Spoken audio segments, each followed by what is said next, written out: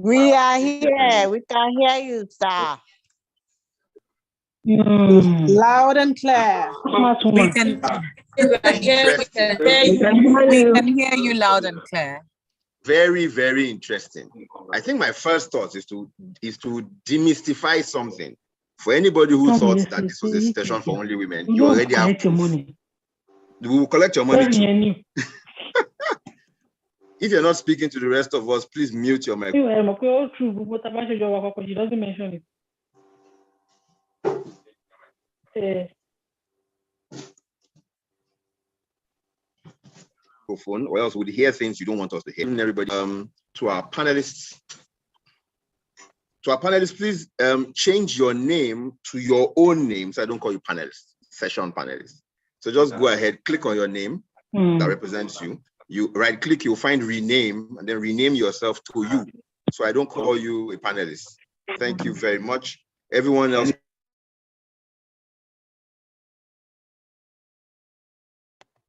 One after the other. Welcome everyone. Good evening. It's International Women's Day.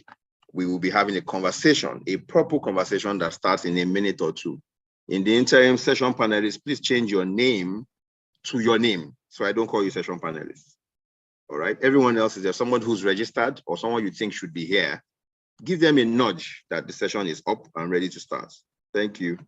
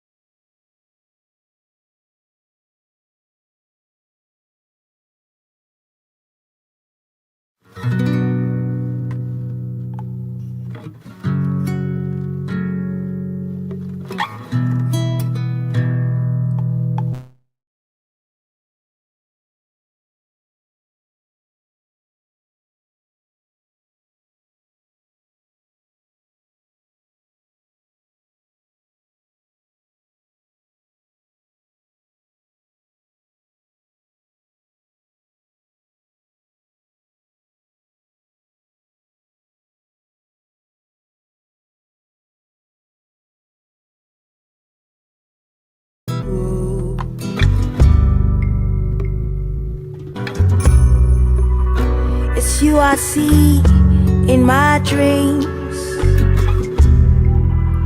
every day, and I pray for you, queen of my life. You are so beautiful, mama. You're beautiful. Emi wa mama kan, talori yeah. Mama mi ò rojú rí. That is why I'm loving you. Nítorí ọmọ ó jìyà nílé ọkọ. Mama mi ò rojú rí. That is why I'm loving you. La la la la la la.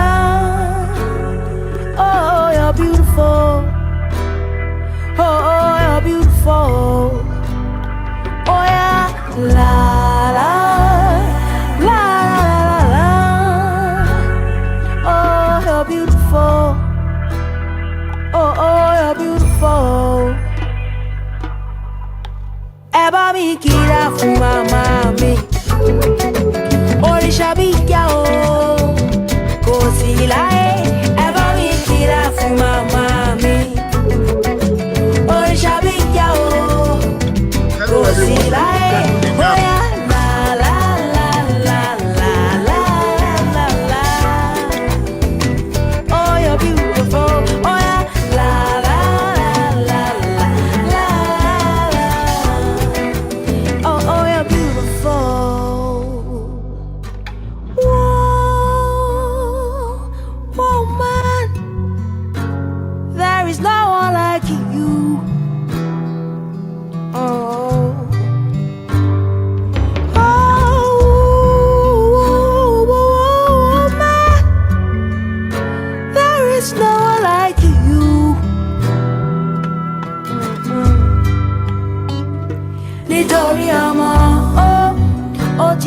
nílé ọkọ. Màmá mi ò rojú rí. That is why I'm loving you. Nítorí ọmọ ó jìyà nílé ọkọ. Màmá mi ò rojú rí. And that is why I'm loving you. La la la la. La la la la la la. Oh oh, you're beautiful. Oh oh.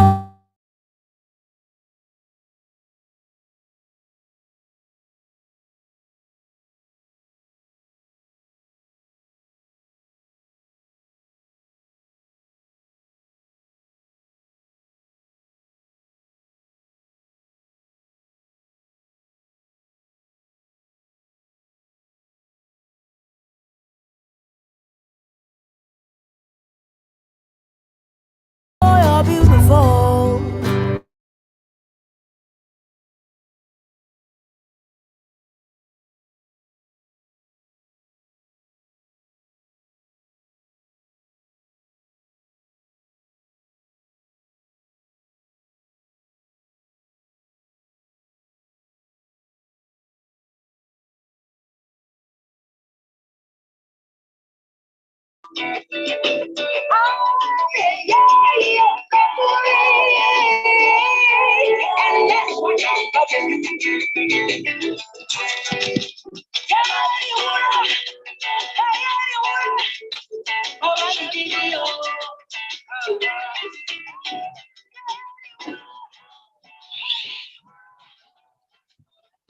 Hello, everyone. Good evening. My name is Kuro.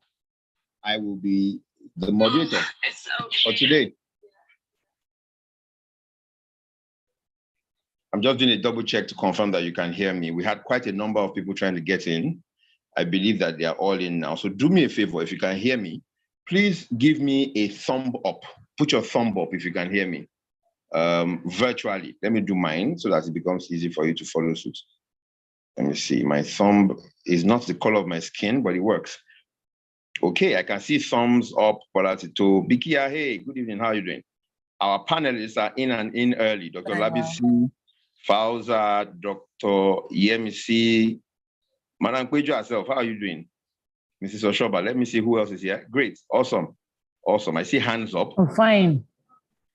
Beautiful, beautiful. Nice hearing from you and nice seeing you. I'm joining in on 2 separate devices. So once you hear my voice, just respond to it, whether it looks like it is me or it doesn't look like it is me, okay? So welcome everyone. It's International Women's Day 2022. I have to pause to say the year, because sometimes I'm myself wondering, are we sure that we're already in 2022? But here we are. So we'll kick off the session in a minute. I'm sure we know that today's webinar is titled, or the topic for our discussion today is tailored towards gender roles. It's tailored towards gender roles. What are the myths? What are the realities? I will quickly introduce our panelists. You will not need to see my face too often, don't worry. People whose faces you need to see are our panelists themselves. So I'll quickly introduce them. Profiles are beyond what I could share in full. So we'll just pick snippets out of their profiles and share with you. Please sit down, or sit back rather. There are no house rules, so to speak. If you want to reach out, you can simply raise up your hand electronically. My colleagues are here who are also acting as who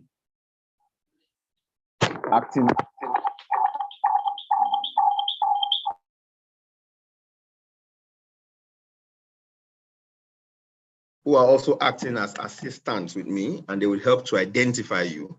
Or we can do the popular one. Just go to the chat section and drop your comments, and that would be awesome. My name is Kuro. I like to tell the story of my name, by the way. My name is Kuronaka. That's my full name. The meaning of my name is not by might, and my mother named me Kuronaka because before I was born, she had 3 girls, and she was praying for a boy, as is wont for many people in this part of the world. And then she had a 4th girl who died after 2 months. And so when she got pregnant for me, she stopped praying for a boy. She just said, God, any child is fine. So when she gave birth to me, she named me Not by Might or Not Taken by Force. Very interesting name, I must tell you. My middle name is John the Beloved, not the Beheaded. And my surname is Ngobo, which means rich old man. You can see the old is showing. Noella, I can see you smiling. The rich is chasing me profusely. So know me and know me well. When I get there, I may not remember you. Welcome to today's session. It's the International Women's Day 2022. We don't plan to take much of your time.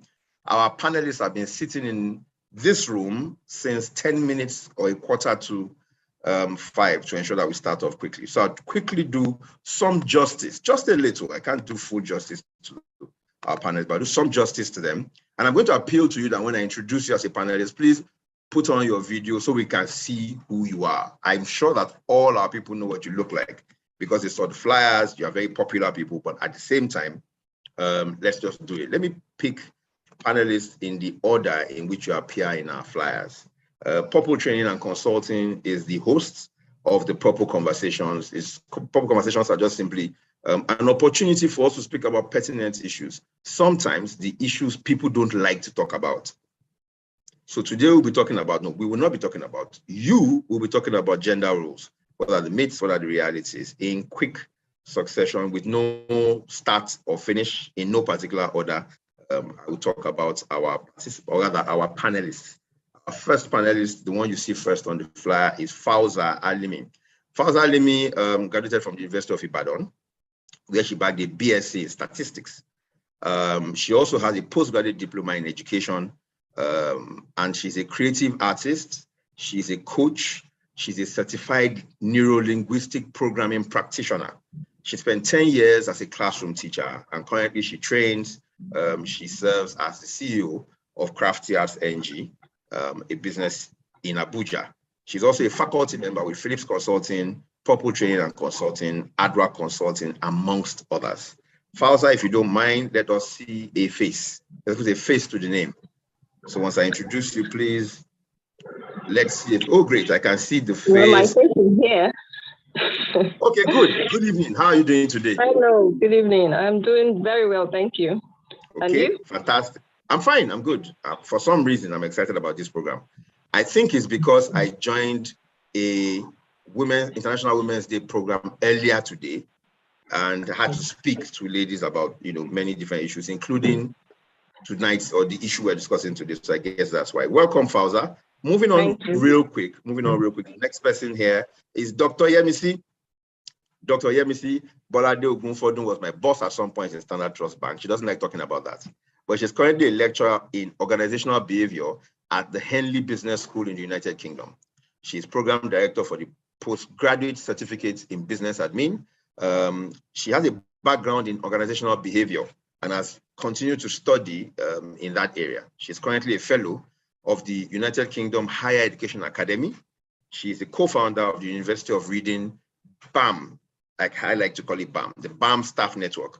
And she's also on a steering committee amongst many other academic achievements. Currently, she has research interests in socio-cultural dimensions of work groups, which is a major reason why we have her here as one of our panelists. Dr. Yemisi, I saw you earlier. I'm sure you're here. Could you put your video on? Let's say hello to you before we proceed. Dr. Yemisi's, okay, our video will come on as we proceed. I'll just read. It's not a citation, it's just a brief of your profile. Once I do, put on your video, wave to us, say hello, and we can jump straight into the conversation. Bikia. My sister, as I'd like to call her, is an award-winning British trained actress, singer, producer, art enabler, and performing arts executive. She's a winner of the prestigious African Magic Viewers' Choice Awards in the past. And she's been nominated for several others, Nollywood Movie Awards, Nigerian Entertainment Awards, and so many of them. She has a Bachelor of Arts degree in Business Economics with Business Law from the University of Portsmouth in England. And currently, she has her hands in many pies. One of them I'm very familiar with is the Beta Arts Festival that I was privileged to attend myself last year in Abuja. Many of us would know her as Many Parts, the woman of many parts. I used to watch a couple of soaps that she was involved in, And her character was very strong in all of them, but I won't talk about them seriously today. Biki, are you here? Would you like to show us your face and say hello before we continue with the session? As soon as you hear me introduce you, please go ahead, unmute your mic, put on your video, and then we can take it. Okay, sorry. I'm just trying to. Good evening, everyone. Good evening. Sorry, I'm in Lagos traffic, so bear with me. I can imagine. Good evening, and thank you for joining in. I can imagine joining in traffic. Please drive or be driven safely and just listen in and make your contributions when it's relevant. Thank you so much. Mrs. Kweju Oshoba. Also, I've known her for 2 decades, maybe more. I can't remember. Mrs. Kweju Oshoba, are you here? I know you are here because I saw you earlier. Mrs. Kweju Oshoba has degrees in English. She has an MA in English from OAU way back from 1990. And when I met her, she was in education and she spent several years in education. Currently, she's done several other things, by the way. She was head of country office for Terre de Homes Foundation, a Swiss-based child protection NGO, an international NGO. She currently consults for the International Labour Organization and the Economic Community of West African States on children and women matters. She runs Tender Treasures Private School in Abeokuta, having spent 15 years in the education sector. And she also has an MED counseling psychology from the University of Ibadan. Kweju Oshoba, I see you. I'm not sure if that shirt is purple and blue, but you know I'm a purple person, so hey, what can I say? Can you unmute your mic and say something? I can see you waving. Just unmute and say something. Hi, Koro. Nice to be here. Good evening, okay, great. Everybody. Good evening. Good evening. You are welcome as well. Have I missed anyone out? Of course, I haven't touched on Dr. Olabisi Olanrewaju, an obstetrician and gynecologist in training at the Lagos University Teaching Hospital, but that's not the big part. She's actually the medical director at Edna Specialist Hospital. She likes to downplay that, but you know, I don't know how to keep people under wraps. She has a postgraduate diploma in sexual and reproductive health from Liverpool, and her special interest is in women's health with a wealth of experience in volunteer work. She's done several volunteer, she's been part of several volunteer jobs with several organizations. She currently has an MBA in health management from Lagos State University. She is a budding entrepreneur with the Edna Specialist Hospital. You should go there, I've been there. And she leans on networking and collaborative efforts in pursuing our health career goals. It's a mouthful to just read some people's profiles, so forgive me.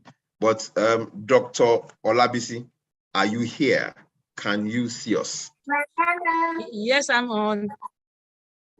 Well, you are on. I am looking for the face. I am looking for the face. Sorry, I have some technical glitch, but I'll oh, yes, we understand that totally. That's fine. We understand that totally understand that. Thank you so much, Dr. Olabisi. Let me see. Who's next? Who is next? No, I still have, I think, 2 of them. Noella, personal friend, colleague while I was in GT Bank. She's also known as the growth coach. She's very passionate about helping individuals and organizations to achieve outstanding results. She's currently the CEO of Ben & Christie, an image consulting and training company.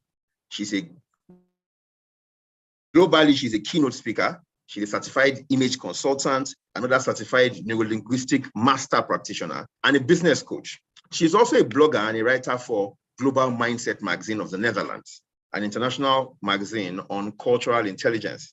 Her passion for human capacity development earned her a place as a speaker at the United Nations 75th anniversary. She's enthusiastic about raising young models of society and organizes several programs for teenagers and young people where they can come in and be a part of a growing community. Noella, I know you are here. I can still see you. I saw you sipping tea earlier. So just say hello and wave to us. Hello, everybody. I'm really glad to be here. Thank you, for inviting me. Welcome, Noella. Thank you very much. I now see Dr. Yemisi. I will not pass. You will. I can see you clearly now. So please say something to us now that, you know, we have the privilege of having you on. I know you were earlier, I guess, So can we hear from you, Dr. MC? Hello, everybody. Thanks for having me, Kuro. It's my pleasure to be here. Do you want me to go on? Now, I think that for now is fine until I have my first question, okay, which is coming in a minute. So thank you very much for joining in. Our last, but of course, not the least of our panelists, is a wife, mother, and quite passionate about family and connections. Lola Ekwere is currently a sales and operations manager in Nestle Nigeria, managing brands, categories, and channels in 5 states in the South. She was born and nurtured in the North, polished in the Southwest, and is currently blossoming in the South. So you can imagine how much coverage she has. She's an alumnus of the prestigious University of Ibadan and University of Lagos, having bagged a bachelor's degree in English and an MBA in both universities, respectively. Of course, I can read a lot more, but I'll hold on to that for now. She loves God, family members, her spouse, and so many other connects that she has across the nation. Lola Ekwere, can we hear from you as well before we dive straight into today's conversation? Let me see. I know I saw her earlier. So I guess when she pops up, Lola, are you here? Okay, so I guess when she pops up, she will show face, as they say. Welcome, everyone. We'll jump straight into it. First, International Women's Day. Why? That question, I think everybody should be asking. And I'm sure you know, we have a few men here as well. I'm sure you know that people ask that question every now and then. Why is there a day for women? Better still, why there's so many days? It's Mother's Day, International Women's Day, and we've come to recognize International Women's Day for one simple reason. The idea is to celebrate the social, economic, cultural, and political achievements of women. Before I start asking questions, let me break, the intention here is to break down some myths. So many people say things like, oh, how much do women get to achieve, both in the political space and in the workplace? I'm sure we know a few of them I can just mention before I start asking questions. Our very dear Auntie Mo, Mosun Olusoga-Bello, who was chairman of Access Bank, another chairman of First Bank, is also well known to us. We even had 2 people who were governors in Nigeria. Mama Taraba, Aisha Al-Hassan, contested and won in 2011 as governor of Taraba State. And at some point between 2006 and 2007, when Peter Obi was governor of Anambra State, there was a court case that upturned his elections, and his deputy, Dame Virginia Tiaba, was governor of Anambra State for that period of time. There are many other women we can point to as having achieved a lot, right? And I can go on and on. Lola, hello, I think I saw you drop a message in the chat section.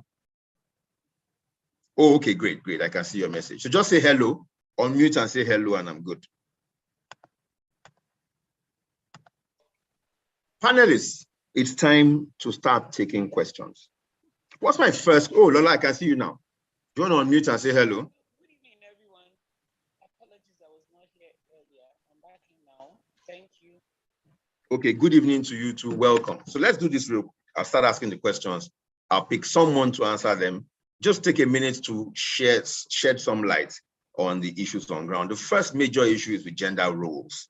So my first question is this: are there gender-defined jobs? Are there jobs that are specific to a particular gender, some for men, some for women? Where do I start from? Let me start from my ex-banker friend. So Dr. Yemisi, I know you wear many caps. There's the ex-banker, there's the lecturer. So let's start with you. You have experience in organizational psychology. Do you think there are gender-specific roles in the workplace? Thank you very much, Kuro, for that question. That's an interesting one. In the workplace, I wouldn't say that there are gender-specific roles. And I'll take a historical perspective to this. Many, many years ago, you'd tend to find that the men were the ones who would go out to work and the women tended to stay at home. So this is how society seemed, was structured. And that carried on for quite a while. But in contemporary times, we are finding that a lot of women are now working outside the home. In terms of the skill set, I believe whoever has got the required skills can take on the job.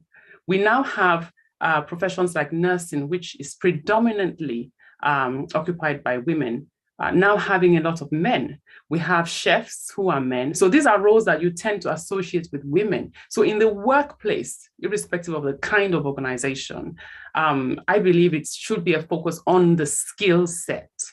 It should be a focus on the skill set, and whoever can do the best job should do the job. So this is my personal take on it.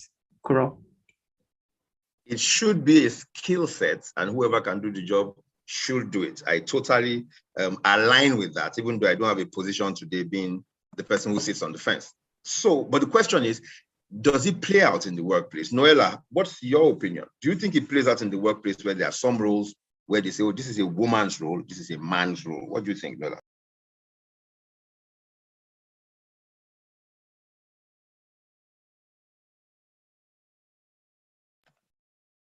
Noella, are you here with us? Of course, I'm running through panelists. So while Noella is preparing to step up to the plate, Mrs. Oshoba, Kweju Oshoba, what do you think?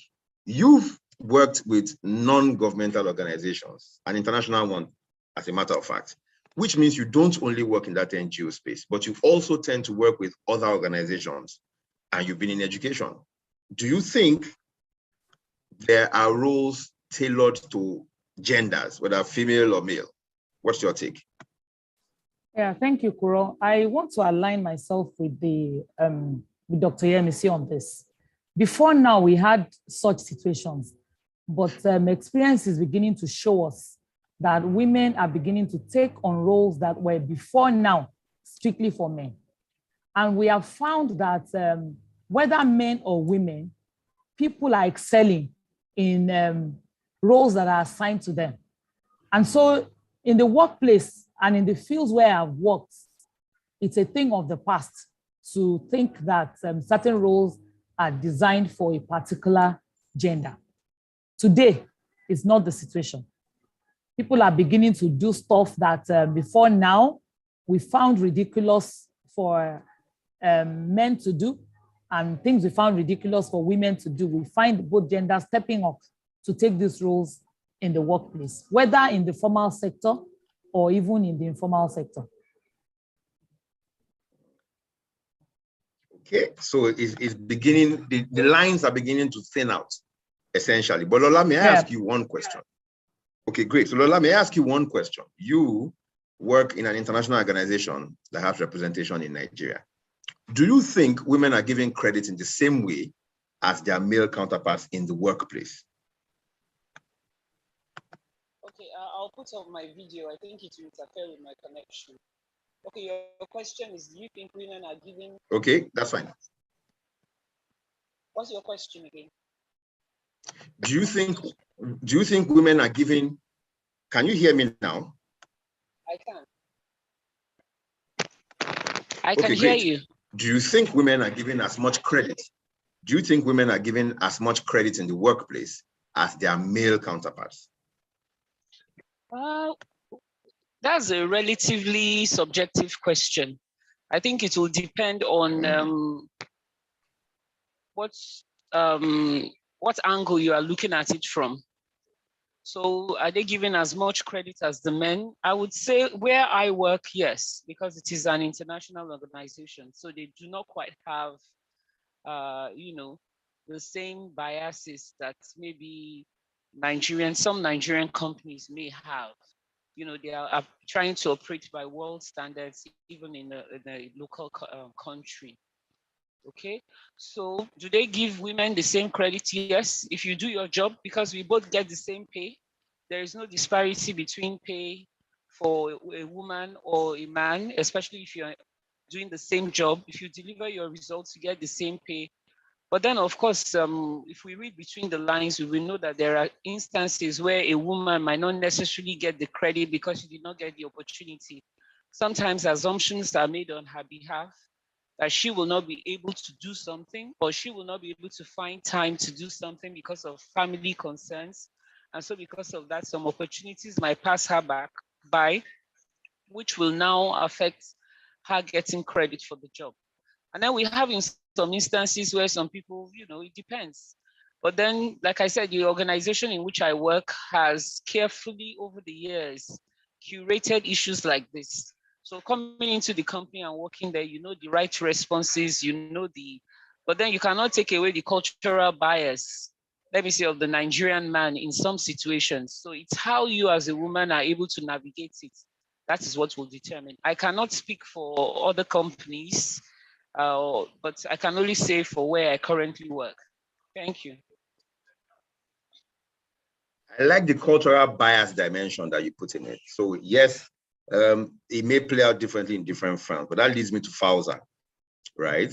One major influence on something as simple as whether women get the same credit or not would be the issue of cultural, I don't want to call them bias, cultural issues. So question, how would you address cultural issues that form the background for something as simple as gender pay?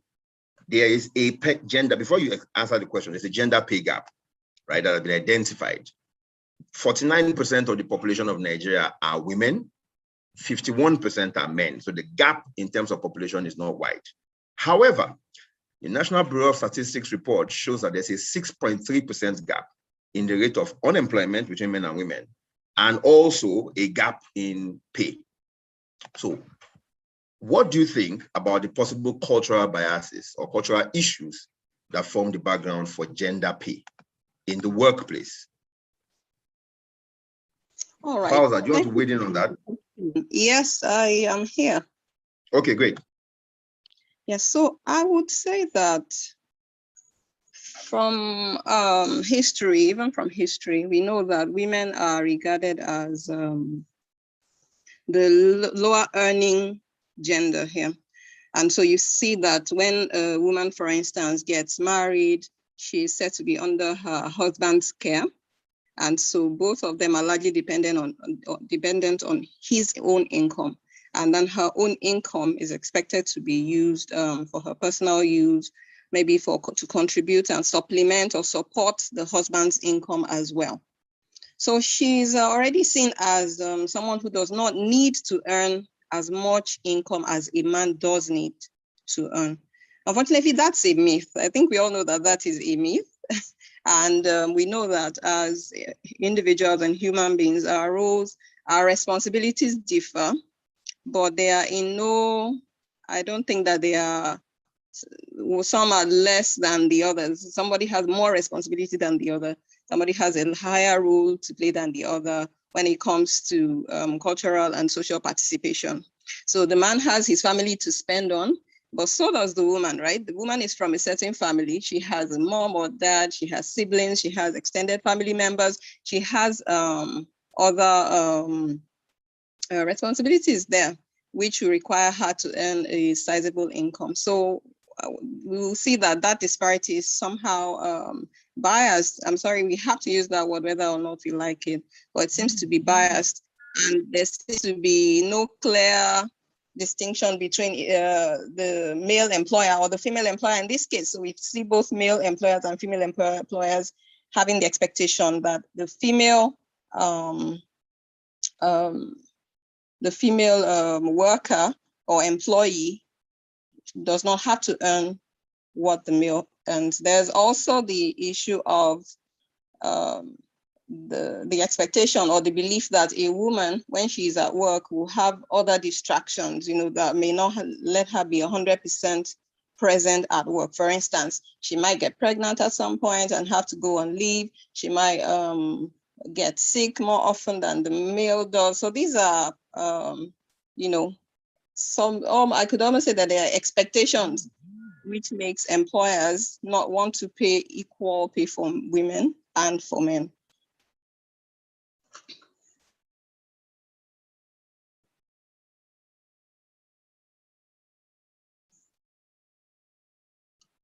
Issues to consider, essentially.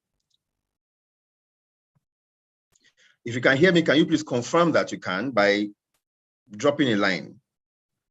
Put something in the chat section, give me a hand, a thumb up or something so I can be sure you can hear me.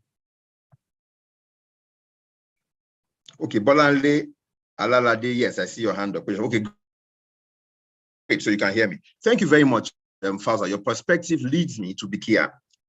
Does that play out in where it is not structured work, it is not pay grade per se. It is get paid as you work or earn as you work, so to speak. Does that play out that way? Do people who are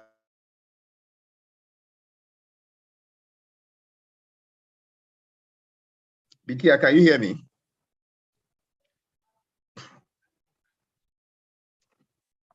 You are muted, so please unmute yourself. Can you hear me now? Yes, I can. Yeah, I said I lost the last thing you said. Can you repeat what you said? I said this potential disparity, the disparity in pay with regards to gender.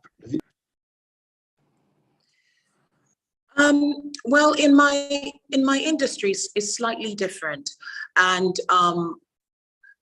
I would not say it's an intentional thing, because in my industry it's and I'll speak from Nollywood and the theater industry here.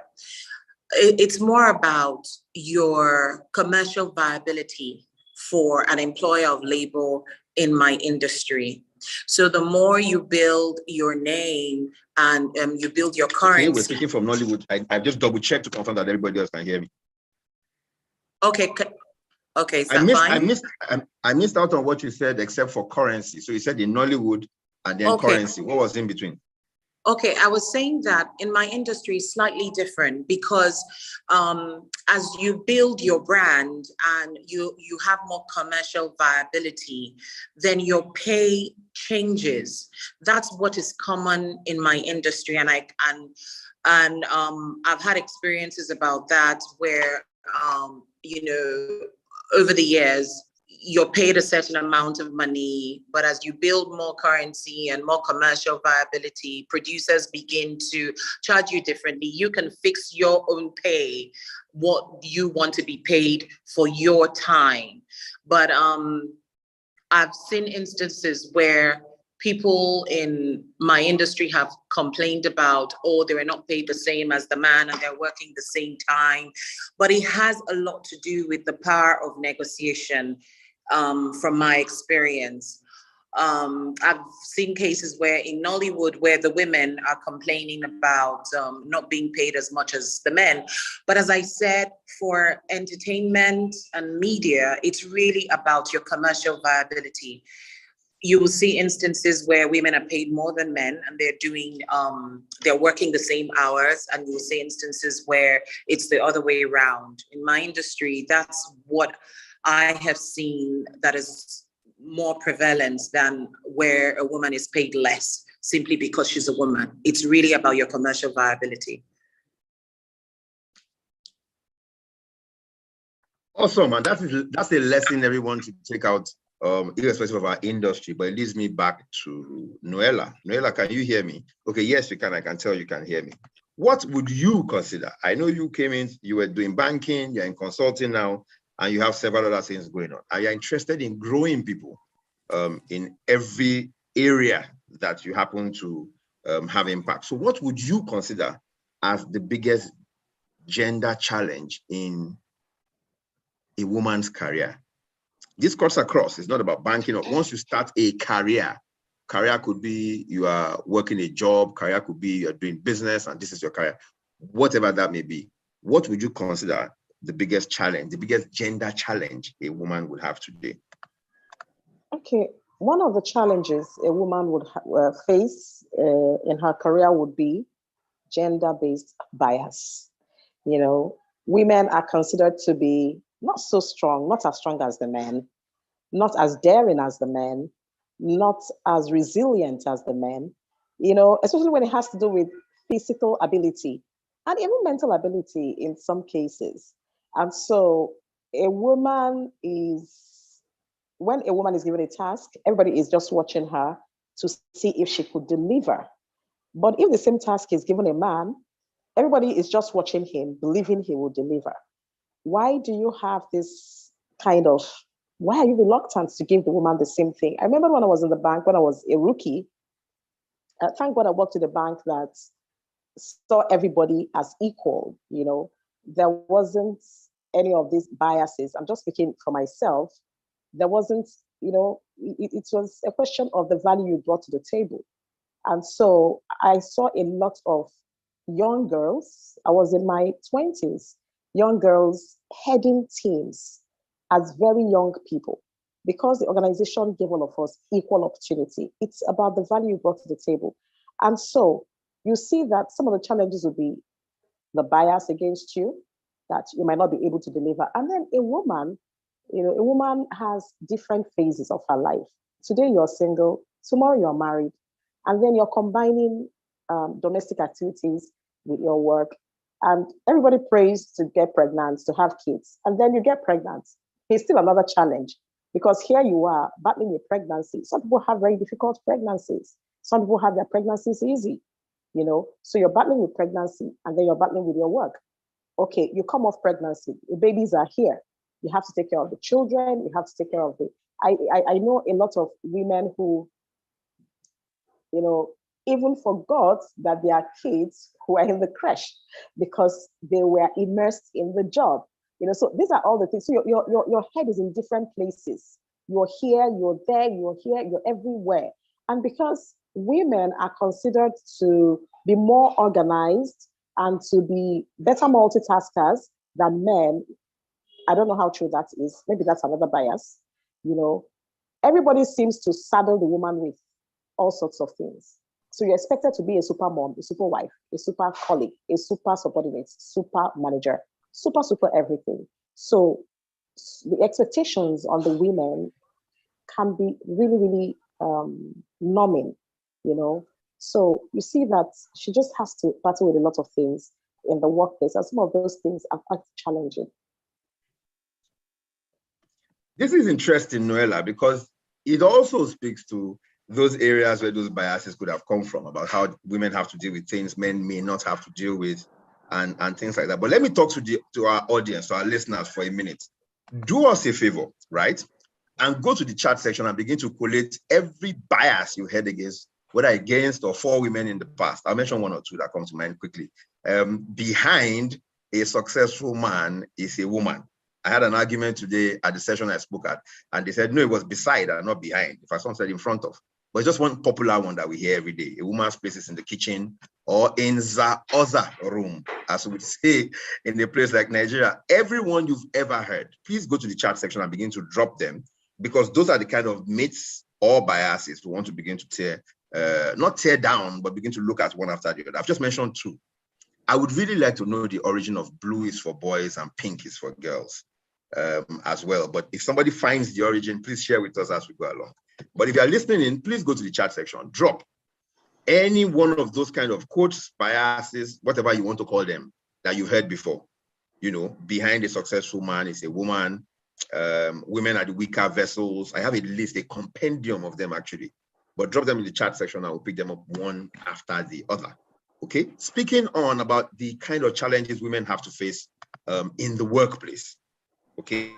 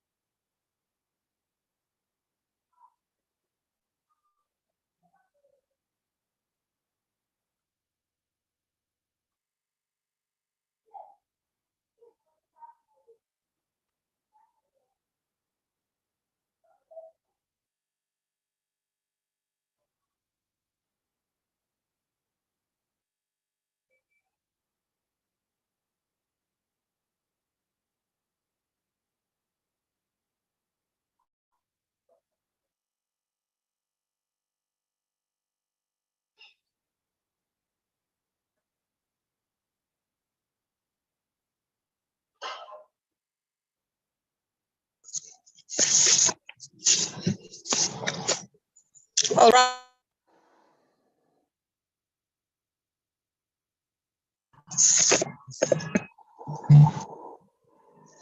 I think Kuro's network is acting up.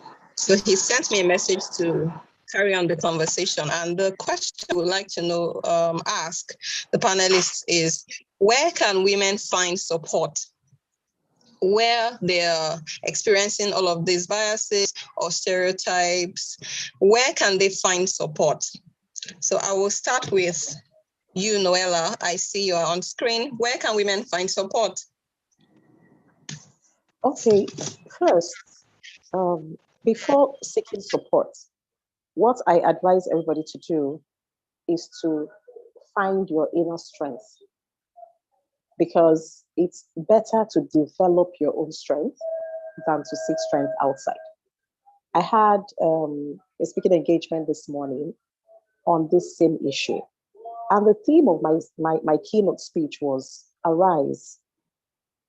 You know, I challenged the women to arise, rise up, get up, you know, develop yourself. Someone said that in Nollywood, you are priced. Interesting stuff. I see. Let me let her finish. That you are priced based on the value that you bring. Once you increase your commercial value, then you have a better bargaining power. So I would rather that we begin with self. Let's begin with us. Develop yourself. Make yourself formidable. Be good at what you do. Be so good that you can't be ignored. Be so good that you'll be sought after.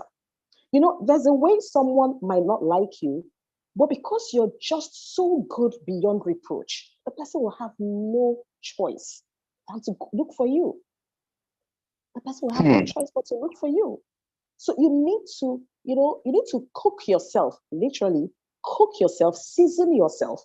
Let your fragrance be irresistible, so that anybody who sees you, anybody who listens to you, anybody who experiences you will know that they have experienced someone of great value. That way you don't even need support, because another thing is sometimes we don't even help ourselves as women. We are highly competitive with one another. That's true. It's something we need to also work on. You know, even on social media, you just see women abuse one another and things like that. You see so much envy. You see so much distrust among women, even in the business space. Yes, because such issues come to me almost all the time. Interesting, Noella, because this reminds me of. Can you hear me, Noella? Yes, perfectly. Oh, okay, great. Sorry for butting in, but this reminds me of That's fine. A particular election year where doing a particular PDP campaign rally, a woman contested to be president and had only one vote. And the first question that was asked was, she must have female colleagues in the PDP who could have voted for her. Absolutely. Yeah, so sorry, please let me let you finish before I call on someone else. Go on. So imagine that she was seeking support outside. So I am an advocate of people doing the work within. Deal with self first. Make yourself irresistible. Develop yourself. Make sure that everywhere you go, you take value with you. You have value you're bringing to the table. And when that happens, you will see that even those who had biases against you in the past can you hear me? will have. Yes, I can hear you. Okay. Can you hear me, Kura? That even those who had biases against you in the past will have no choice, because they can see that you are, you know, it's inevitable to just give you this opportunity because you earned it. You have created that space for yourself. So that's what I can say on this. Go on. Interesting. A panelist wants to speak to this as well. I'm not going to pick anybody in particular. Just let me know if you want to. I'll just wade into the matter. Women and supporting women. What's your take? Hello, Kuro, can I come on? Hello, okay. Dr. Labisi, have I heard from you today yet? Please go ahead. No, you have not. Please go ahead. Okay, sorry. I was going to model up the waters a bit. Somebody said that in Nollywood, you get what you can negotiate, what you're worth. And then I was going to say that the gender biases are there. Why do we have professional female footballers earning less than their male counterparts?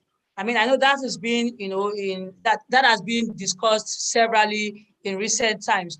And I think it's because traditionally these biases have always been there. Like somebody said, we will not be able to count the number of times we will use the word bias today. And that's why today we're talking about bridging the gap, closing the gap, breaking the ceilings, eliminating biases and all of that. So I think that even in the informal sector, even in the graded pay sectors, these biases are still there.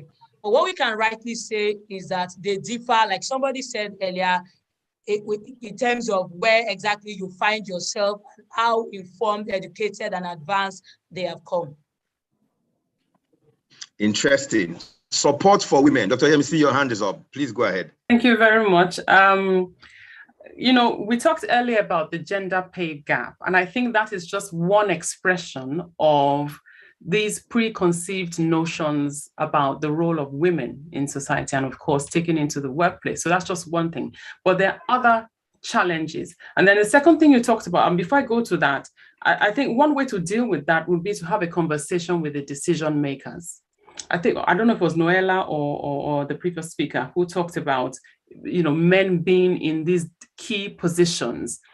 And the reason why that is such a tall barrier is because these men have been exposed to one way of seeing women for so long. And the only way you can get them to start to shift in their thinking is to, give them something different to look at. Yeah, give them a superior argument to what they've always known, if I can put it that way.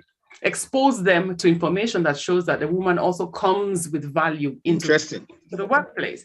And so if I can just structure the different challenges that the women have, the biggest gender challenge in a woman's career, maybe that would help us to identify solutions. So one would be, and Noella touched on this, navigating the tension between the work and the home demands. That's a lot. Many women struggle. And Kuro, I was in the banking industry.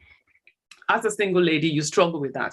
When you are married, you struggle with that. When you have children, you struggle with that. It's always there, having to strike that balance. Secondly, it's about between resilience and burnout. When do I stop? When do I know where to draw the line? Do I have boundaries around this for my well-being? That's another area for challenge for women. And Noella talked about looking within first. I absolutely agree. You have to fix that first within you before you can, offer that to your workplace. And then it's about delivering on your targets, on the expectations, despite these preconceived notions. I can use a different phrase now instead of bias, but that's what it is. People have preconceived notions about where you should be, how high you can rise. So you have to deliver despite that. And then you have a platform to say to them, I can do it just as well. I can do it. And then the fourth one, I would say, self-confidence and negative self-talk. Men, again, back to the point about the self, women struggle with this. What voice, what's your inner voice saying to you? How do you walk into a room already feeling defeated or feeling like you are the expert in the room? What do you bring to the table? That's one. Finally, women supporting women, absolutely important. I think we have to lift each other up. When we do all that, we create an environment for everyone to flourish. Thank you. Absolutely. Okay, Kuro, can I also quickly jump in? Hello? Yes, please go on. Okay, thank you, Kuro. I want to, talking about biases in the workplace, I actually had an experience that I want to share here. And sometimes it looks like these biases are not there, but they come in very subtle ways. I've had to take a job at 40, which already streamlined the position for women who have stopped bearing children. And that's already stated as a job. It was a criteria for getting the job. Yes. And I got the job simply because, you know about it, Kuro, in Teledezom. It was because I was 40, I'd stopped having children. And so, that for me, that's a form of bias because it already streamlines children who are still within reproductive age because they probably felt that was going to stand in the way of their delivering on that position. Because it required travels, Kuro, is not, it required travels, it required a lot of attention at that for me for that position. And the most outstanding reason I got the job, apart from other things, actually was because I was no longer having children. So I'm saying these biases, although they said this job wanted a woman, but then there were certain restrictions that was also put there. So if any woman was still at within the reproductive age, it already streamlined that kind of woman out of the position. Supposes. Yeah, that's one. Then about getting, where do women go to for support? I have also been in a situation where I was, as head of country in Nigeria, I had my colleagues in the other countries in West Africa, all men. And so each time things had to be done, I was, how will I put it now? There was a lot more focus on me as a woman because I was the only woman in the team. So everybody was always watching out for what I was going to do. But just like it was said earlier, getting your inner strength and believing in yourself that you can do it and showing that you can do it is one of the things that will help women in such positions. Because at the end of the day, because I already knew that this was there, I went all out to stand out even among the men.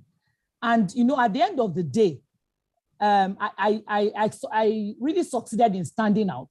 And somehow I was almost like the head of the pack because I was able to show what I could do. I've always said this when I've had reasons to talk to women, that as a woman, when we talk about gender issues, what I'll say is a woman for herself first, then a woman for other women, and a woman for all women. If we go from that point of I have to make myself, I have to show that I can do it, and then support other women who can do it and help them to understand and that they can do it.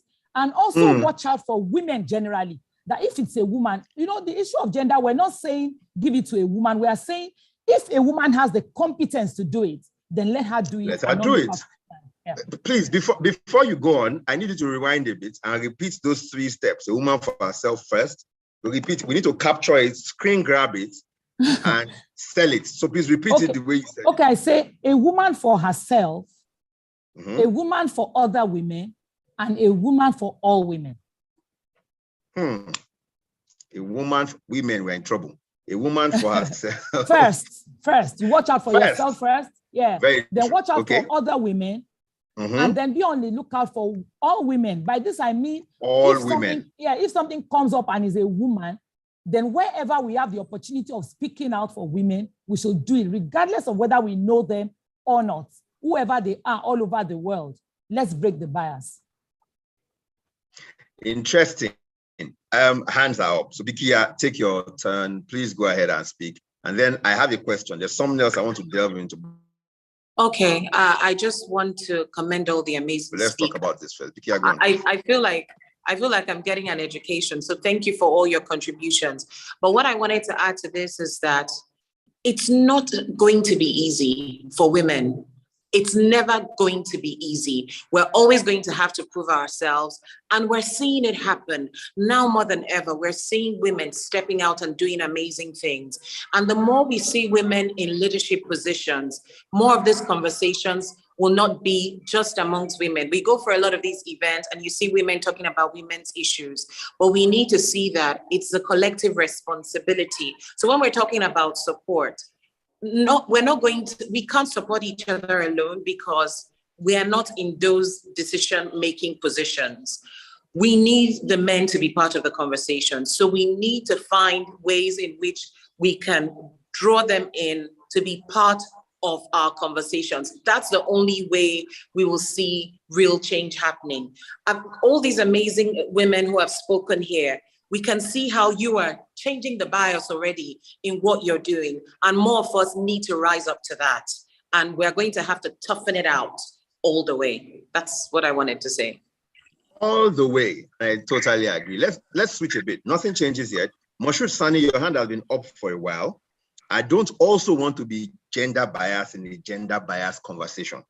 So in a bid not to be gender biased, let's give Moshood Sani 2 minutes to go ahead and say what it is you have on your mind. Moshood Sani, please unmute and speak.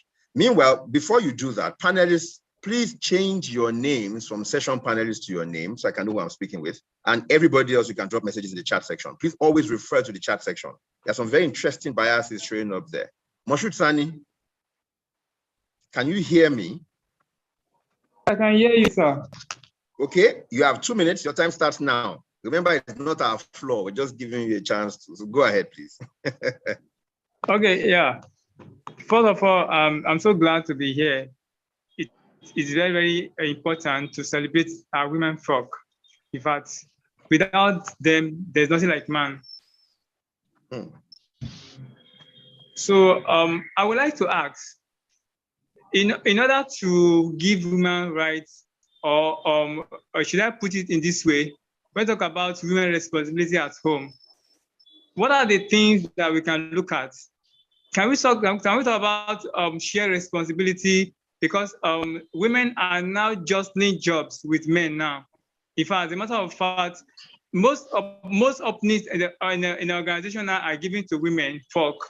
So now, can we just oppose it that, okay, fine, since it's like that, maybe we should be sharing responsibility. The men should pay for school fees, while the women pay for their house rent, since they are even earning more than most of us. Thank you. Okay, the table is shaking. I will take every panelist. I'll just call your name, just give your opinion. Give a response to Moshood. Please take notes. It's just sharing an opinion. So Lola, where are you? Dr. Labisi? Fauza? Bejo, Shoba, Bikia? I'm here. Who's speaking now? Lola, right? Yes, my name is Lola. Sorry, I don't know where to go ahead. Change from session panelist to my own name. So go on, don't worry. I'll find a way. Okay, so Moshood, your question is, in fact, we have men who say that women are taking their jobs away now. That in some roles, when you get to some interviews, you will find out that the interviewer would naturally want the lady to come on board. In fact, some men say women get some jobs ahead of them. Well, I wouldn't say that is generally true, or I would say it's generally false. I'll just say that we are having more women coming up. It's a bias too in your mind if you feel that a woman got the job you are supposed to get. The first question is, was she better than you at the interview? That's it.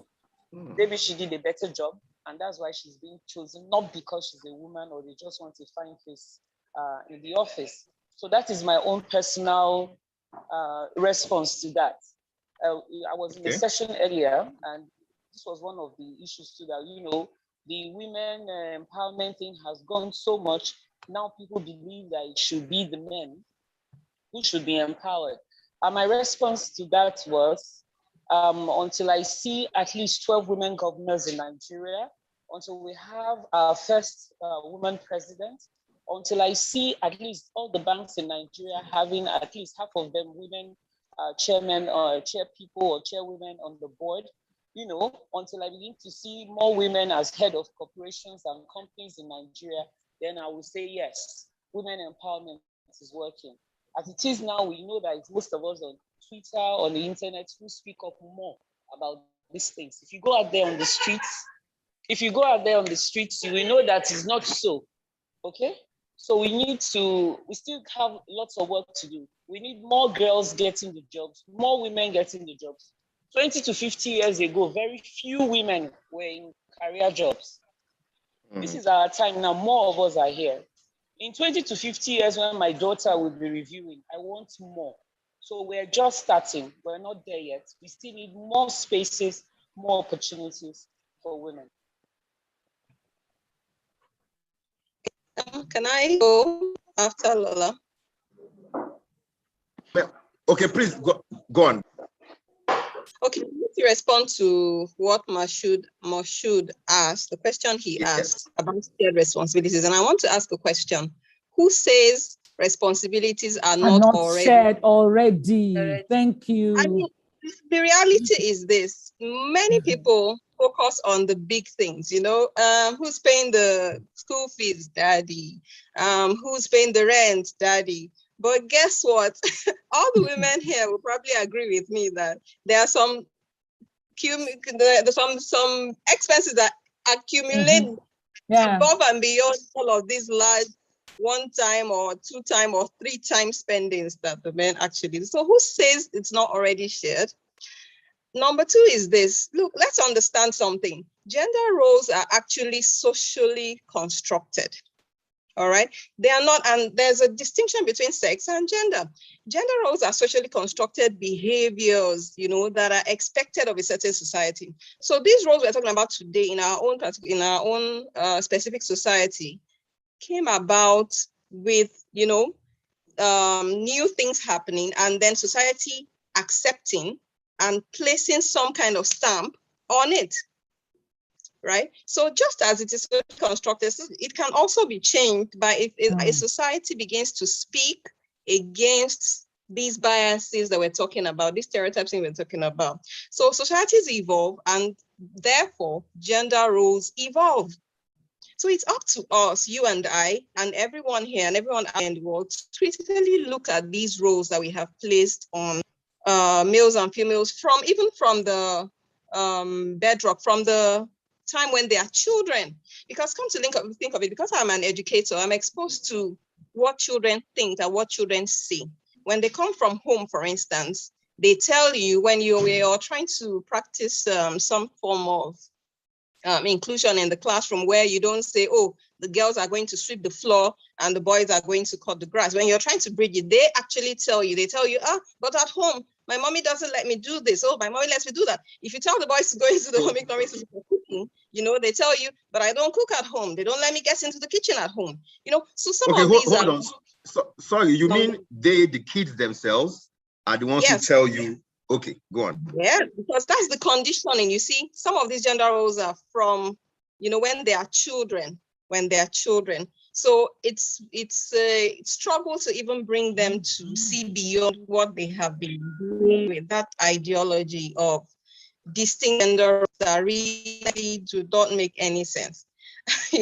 So that's what I wanted to point out. One is that the shared responsibility is already here in our society, sometimes even largely skewed towards the women than men, depending on, so many circumstances. And two is this: gender roles are culturally and socially constructed, and they can be changed if we put our voices to it. Thank you. Well, can I go on? This is interesting. So, Dr. Olabisi. Yes, I just want to chip in real quick. So we all have a hand in this thing. Yeah. Go on. You're right. Yes, so I was going to agree completely with the last speaker and say that shared responsibility is already a reality. And, I read a story online a few days back. A well-paid couple, had been sharing their responsibilities all along, and then they decided to have a child. And the woman goes and says, because I'm going to be having a child, I'm going to have maternity leave, I'll be off work for this period, for this length of time, I'll have to have a cut in my pay and all of that. That means that you would have to pay me for that period. And then the man takes exception to that because he now imagines that it's a gender role to nurture, it's a gender role to bear a child, and it's a gender role to make those sacrifices. You understand? So some of these conversations coming from the perspective, we need them going. That we need to, define these roles at every point in time. Because over time, women have been perceived as the weaker sex, as the ones who make sacrifices in the family, bear children, and all of that. And when you now talk about, even the responsibility of sharing finances while I'm on maternity leave should be discussed, and the male folk want to take an exception to that. Interesting. Male folk taking exception leads me here. Just let me see this real quick. Okay. Will lead me somewhere, but let Bikia speak first. Then I'll go where I want to go. Bikia, please go on. Hi. Yeah. So as all the other speakers have said, these are social issues. When they talk about gender roles, in fact, I had something I was going to share with you that I saw when we talked about blue is for boys and pink is for girls. I saw something from the Huffington Post, and I just thought I had to share this before we carry on. And there's a lady called Sarah Bobolts. She's a writer, and she said that between the years 1918 and 1940, Pink was viewed as a masculine color, while blue was seen as a dainty and soft color, making it suitable for females. And in Middle Ages in Europe, high heels were exclusively for men rather than women. They were seen as a sign of masculinity, depending on their height. This shows that the attributes people connect with traditional gender categories were different only a few centuries ago. And I cannot agree more with this. And it just brings us to today. A lot of these things that we're seeing happening are things that have evolved over time, and they're all man-made. And as we have all identified, as more women are in leadership positions, things will change. It's not going to happen overnight. And as you pointed out, as Faza pointed out, you hear boys say, Definitely. I'm not allowed into the kitchen. You will see girls say, my place is in the kitchen. People need to intentionally raise children differently. It all starts in the home. And as more women are in leadership positions and young girls are seeing these women in leadership positions, and men are becoming more used to working, they don't have a choice. They're going to just have to fall in line, that there will be more women in leadership positions. We're going to see the narrative change. It's not going to happen in one day. It's a journey, and we're on that journey currently. Interesting. Okay, I just Kuron. dropped something in the chat section, and I think we should look at it while Pejo Oshoba speaks, but we should take a look at that real quick concerning some bills that were brought up at the National Assembly in the last week or two, and 5 in particular that were rejected, and that people believe would have given women more of a voice. But in the interim, Pejo Oshoba, please go on. Yeah, thank you. I want to also buttress the fact that this gender ideas, these gender biases that we talk about, they actually start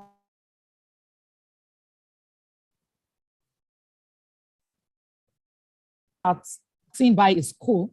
And I heard the teacher teaching children in preschool a rhyme that says, daddy is sitting in the sitting room watching news and mommy is in the kitchen cooking. And a nursery rhyme. Yes, a nursery rhyme. I couldn't hold it. I had to stop by to talk to that teacher and say, every rhyme that we teach children from that age is intentional. There's something we want to teach them. So when you already give children the idea that this is what mommy should be doing, that's what daddy should be doing, we're already compartmentalizing issues in the home front. And so children grow up to believe that it has to be so. And I want to say this, it's a bit controversial. I had the discussion with somebody this morning, and I said, you know, even in issues of who has to take financial responsibility in the home, we find that the society makes it the responsibility of the man that he has to provide financially. And so we raise our boys telling them that a man should not depend on his wife. And then we tell our girls, is your husband's responsibility to do all this. Now, people are growing and we get to a point where somehow things are just skewed differently. And the woman has opportunities of getting more finances into the home. But because of this kind of belief, you find men suppressing their wives, not allowing them to really grow in such a way that they can bring forth more support for the family. And, you know, like we're saying, these things start from when children are very young, and the kind of things we tell them is what makes them to react to certain things that begins to cause some friction within the family. So the issue of when this person came up, Moshood came up and was asking, we should share responsibilities. Of course, if it has to be so, let it be so. And where the man feels is in the position to do everything and leave the woman to use her own finances the way she wants, it's okay. But it's not, it shouldn't be cast in stone and you say that a woman should not, I mean, she has to depend on her husband, and you put pressure even on the man. To an extent, I've said this and people felt, no, you shouldn't be that way. But I'm saying, even for men, we put a lot of pressure on our men when we say that it's the man that has to do this. So even when the woman has the capacity or the capabilities to ease off the burden on the family, the socially constructed roles that have been given to both genders creates some friction within the family. And then what we have is complete chaos. Thank you. Interesting. I think I'm learning more than I'm doing anything Kuro, can I else. come in here, please? Kuro, can I come in here, please? Noella, okay, Yes, go on. please. Noella, just before you speak, I want to appeal to Bikia. Please click the link to that Huffington Post article you read. Please click it and paste it in the chat section. It will be very interesting read down the line. So please just click the link and paste it there. Noella, please go on. Okay, I want to support what it was Peju, right? Yes. Yeah. So I want to support what Peju just said. I believe that in a home, yes, a husband and wife should see themselves as partners in the same business of running a family. Yeah. We are partners. You know, I was discussing with my husband one day, and I told him that if only couples could begin to see their family as a corporation. You know, the way we work in the corporate organization, we are a team. We have a target, and the target is shared. You know, you do what you can do, you bring in what you can bring in. At the end of the day, it's a team's target. And if we excel together. You know, if you see that this person is falling short, you actually try to make up, supplement for the person's shortfall, so that the organization doesn't notice who did so well and who did so poorly, especially when you can see that this person is obviously in their weight. It's just that fortune probably didn't smile on the person, and the person couldn't do as much as he or she could have done at that time. That's it.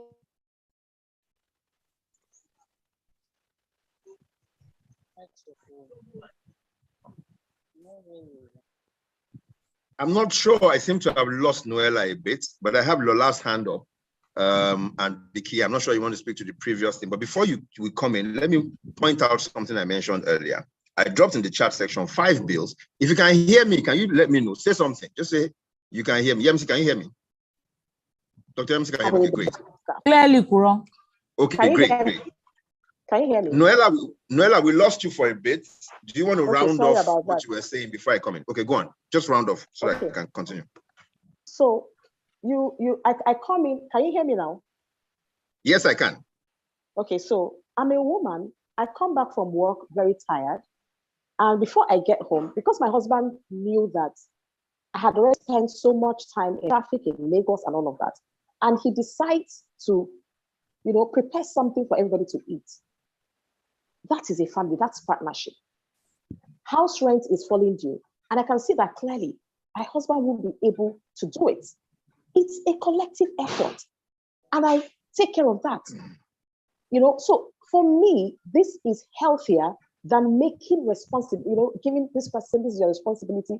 Like the society has, you know, skewed everything. This is for the woman, the kitchen is yours, here is yours. I come back from work and the kitchen is still mine.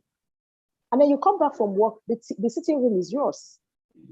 And we scurry out every morning at the same time to go make a living. Then when we come back home, this is for you and that is for the other person.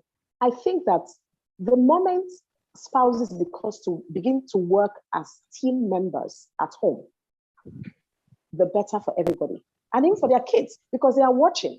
You know, when the children see their dad put on the apron to go and cook meal because the wife is tired. I mean, when these boys grow up, this is how they are going to also treat their wives. Their own wives. When the girls see that mommy can do some of the things that were expected of dad, when they all also grow up, they're going to help their men out. Like we're putting so much burden on the men. And so when they feel like they are not able to live up to expectations, they begin to feel inadequate. And they suppress that pressure. They suppress it. They won't tell you until it becomes too late. And the next thing is, why didn't you tell me? You should have told me. How could he have told you when it was supposed to be his responsibility? He doesn't want to feel less like a man. Less like a man. Very interesting. Thank you so much, Noella. I want to ask one question of our panelists, then I can take people who are listening to us can also come up and ask their own questions. Excuse me, I'm clearing my throat before I ask this because I'm hoping that, I know that you won't throw darts at me. I'm just going to ask anyway. I'm just going to ask. Are men holding the women down? from bills to notions to biases to, I know it's very vague and very broad, we can speak about it, but if you found a way to carve a response, a short, straight to the point response to it, maybe not just yes or no, but a response that is catches all we need to discuss. Would you say men are holding women down? Noella, you still have the floor. You're going to say something. Yes, some men are holding some women down because of low generally. self-esteem. No, not generally. Ooh. Okay. Some men with low self-esteem still hold women down. And you know, I'm running a 6-week series right now, Koro, on goal setting, right? Yes. The title is Goal Hack. And on Saturday, one of the speakers spoke on toxic relationships, how toxic relationships can frustrate your goals. So you get into a relationship with a man who is afraid to let you discuss or communicate your goals because he has low self-esteem and he thinks that if you pursue your goal, you're going to be independent, you're going to be formidable. And so he's scared. And he begins to tell you that you can't do this, you should do this. Don't you know you're a woman, the bias we're talking about? That's toxicity already. So such a man is going to hold you down. He's going to kill your dream. You're not going to grow in your home if you ever get married to that kind of person. So yes, some men hold some women down, but some men actually give flight to some women's wings. You know, they are happy. They are their wives' greatest cheerleaders. And I know many of those men. So it's neither here nor there. It all depends on who we are talking about. Interesting. Maybe, maybe not. Fauza, are men holding women down? Well, I want to align with Noella on this. Some men actually do. It's a reality. They do hold their women down. They do withdraw support when they see that their women are trying to, become, when their women are striving, where the women are standing up and stepping out for themselves. So yes, they do withdraw the support, and it makes it extremely difficult for the woman to blossom in that kind of space when, the support that should have been there naturally is withdrawn. So she's carrying a heavier burden, she's having so much more to deal with. At the same time, some men are not holding their women down. If I look at it from a religious perspective, in fact, I know of the religions that make it easy for the women to blossom, to grow. It says the men should not hold them back from having their own businesses or from having their own jobs and all of that, So it's I wouldn't say 50-50, but it's neither here nor there. Okay, the intention was to have a response that cuts across anyways. Okay, so you are a woman. I'm going to paint you a case study. So rather than continue, I told you we want to move forward quickly. So a woman has the opportunity to blossom. Case in point, contest for the presidency of Nigeria or the governor of a state. We would naturally expect that the husband, extremely important in taking that decision to move forward, should come to you as someone who needed counseling, saying, I'm a woman, I want to run for public office. How do I handle my man? What would be your piece of advice? You can see I've changed my sitting position for this one. Can I come in on this, Kuro? Please go ahead. And I'm really glad you asked this question because it speaks to what Moshood Sonny asked earlier. Moshood, thank you for being very open and asking that question because it shows you really wanted to know. And that's what we're asking for. I would say to that woman, understand your own family context. You have to understand your context. You have to understand your own man. Secondly, communicate. Don't assume. Talk about it. And the implications of that move for your family. Back to Noella's point earlier, and even what Fauza and Peju said, it's a team. You have to see yourselves as being on the same team.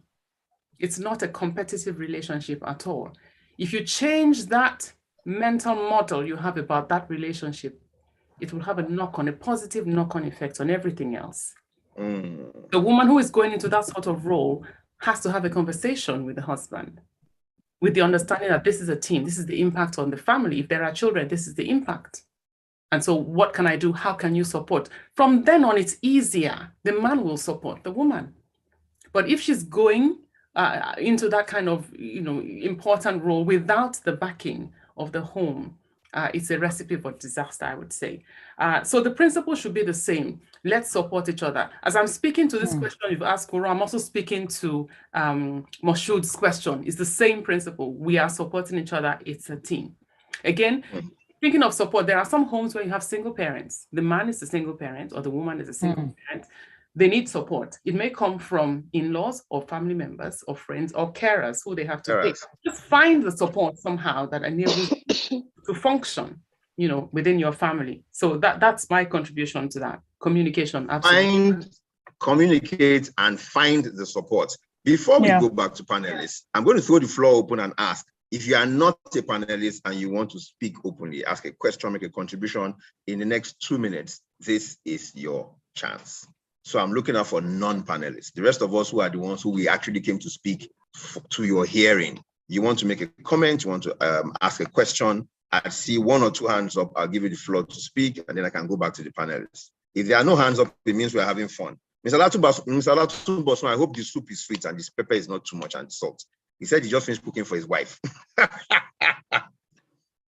You should read the chat section. There's so much going on in that space, trust me. So, any questions from the audience? I heard from Moshood Sani earlier, thank you very much. A couple of good friends are here listening in as well. Dr. Enmol Soro, I saw your comment in the chat section. Thank you very much for joining in. Gloria Sien, I see you.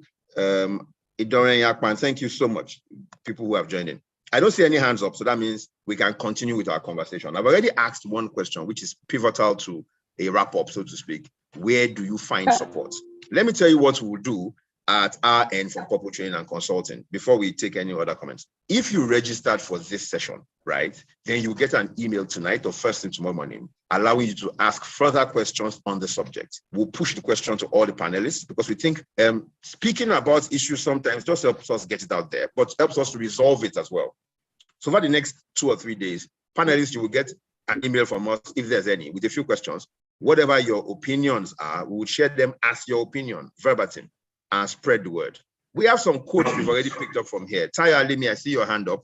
We have a few quotes we picked up from here. When you see your words going out with quotes attached to them, just know that we've captured it from here. Noella, yours is still ringing in my ear.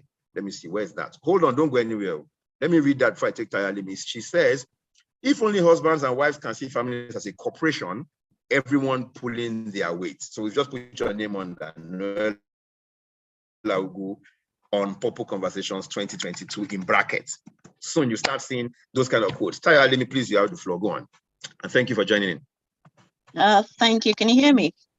Loud and clear. Excellent. Thank you. Well done to all the panelists. Can I just say I've had a very, very, very brilliant time listening to you all. And I found myself nodding my head like an agama lizard every 2 seconds because I was like, yep, I can understand that. Yep.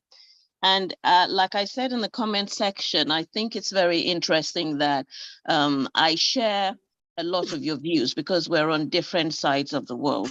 And the stereotypes and the biases are exactly the same where I am. But my question, like I put in the chat comment, is I know that women sometimes feel overburdened and sometimes we feel like no one's on our side and we have to fight through everything. But my question is, what are we as women ourselves doing to fight this battle for ourselves? For example, we don't have many, but we do have 1 or 2 people in very important positions, even in Nigeria. What are these people doing to make sure that they pull women like themselves? Because we have very many talented women who are stifled by the toxic environment we sometimes find ourselves in. What are we doing as women to, number one, educate our girls? Okay, we do say that it comes from the parents, but we all have seen parents who are doing these things. Are we stepping in to educate them, or are we just shaking our heads and walking by? So my question is, what are these women or us, let's say starting from us, what are we doing to make sure that we change the story for our girls as they grow up? Thank you. Just before, thank you so much, Tayo Alimi. You are speaking from outside the country of Nigeria, I presume. So where are you? I am in London, United Kingdom. Fantastic, because I heard you say something like that. Good. So, panelists, what are we doing? Who wants to have a go first? What are we doing? Yes, please, go on. Okay. Thank you so much for for the comments and for this question. And I want to really say that there are quite a number of women who are doing stuff around. I was having a conversation with somebody this morning, a politician actually, and I live in Ogun State. And at this time, the new electoral law says those who have appointed positions have to resign. I mean, they have to resign from their positions to be able to. Current position, yes. Mm-hmm. Yeah, and I met this woman today who is in an appointed position, and I was asking, I actually thought she was going to leave that place. And she told me that she knows that she has a very good grassroots base to support women to excel politically in the state. And that she's sticking to that position. She's not resigning, she's not contesting in the next elections, because if she contests, the concentration is going to be on her. But her goal, her mission is that she would have many more women, especially young ones, that she can push and use her own grassroots strength to move on and to move up in the ladder. That's the kind of thing that that some of us will be looking out for. So people are doing stuff. When I left my position as content terrorism, one of the things I said I wanted was to find at least 5 young girls who would be interested in development that I will be able to mentor for some years and begin to get them into positions where they can begin to work as women and also speak for women. So I'm saying there are pockets of stuff that people are doing. And concerning children, you have a lot of groups on social media. You have people doing things in grassroots, educating women on how to support their young girls, how to prepare them. And like I said, I passed by a school and saw something that was wrong. I stepped in. So in our own little ways, there are women who are doing a lot of stuff that we know, but also that question is also a challenge for us. It is a big challenge for all of us that we need to begin to talk about these issues, to begin to correct some of these notions, especially with people who are still much younger, who will be able to drive it on. And like someone said here, it's not something that will win in one day. Little at a time, in years to come, we will see many women come up and many of these biases jettisoned even by men who are supporting them today. And by the way, the bills that Kuro talked about, the gender bills that were turned down, all 5 that were presented were turned down. And so we have women still asking that some of these issues have to be brought back to the fore, so we could have more women represent politically and have more women, especially in governance in Nigeria. We're looking forward to a time like somebody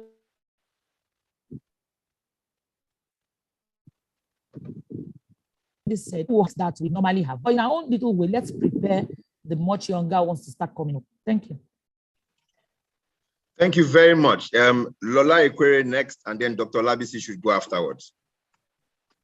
Okay, I'd just like to say your question, when we ask what are women doing, the lady who asked from London, what are women doing? Unless you have a collective, then you won't be able to say, okay, this and this is what we are doing. But I can assure you, a lot of women in Africa, from the little I know, and a lot of women in Nigeria are doing their bit within their communities, within their family settings, churches, groups, workplaces, to advance the cause of women, to advance the cause of girls everywhere. There is a lot going on, and the problem is that once we get some privileges, sometimes the women forget to pull others up. Yeah. So there are a lot of women who need to pull others up. When you have the opportunity to sit at the table where decisions are made, don't be proud that you are the only woman. Don't be the only woman as much as you can be. Why not see how you can bring in another woman so that you If possible, if there is no space, let that woman bring her own chair. Sometimes they'll say, give us space, give us space. We want to sit down at the table. Sometimes there are no chairs for you. You might need to bring your chair. And if you have tried and you know, there's no space for you to keep that chair, sometimes women need to build their own tables, have their own. You know, that's a tall order. Sometimes it might not happen. But like I've said, it starts with the family unit. It starts with the community in which we find ourselves. What are we doing to empower girls within the church? If you know you have a passion for women empowerment, women advancements, girls doing things, can you, for instance, in church have a talk with teenagers to encourage them, to motivate them, to see what they could be in the future? That's a little way you can start. You don't need to have money. You don't need to start an NGO per se. You can start in your little area, within your flats where you live or your neighborhood. Sometimes, you know, we keep to ourselves too much. A girl or two, sometimes there's somebody around who holds some sort of mentorship once a month for girls, just to talk to them. They discuss a lot of things, and you can see the good that she's doing. She may not impact more than 20 girls, but these 20 girls, we go on to impact maybe another 20, which is 400. Those 400 and you know, the movement keeps moving and moving on. And in my own personal perspective is, if you have been lucky to break through some biases, you have been lucky to break through some glass ceiling, please do not be the only one at the table. As you do your work and as you excel, also find a way to bring more on board.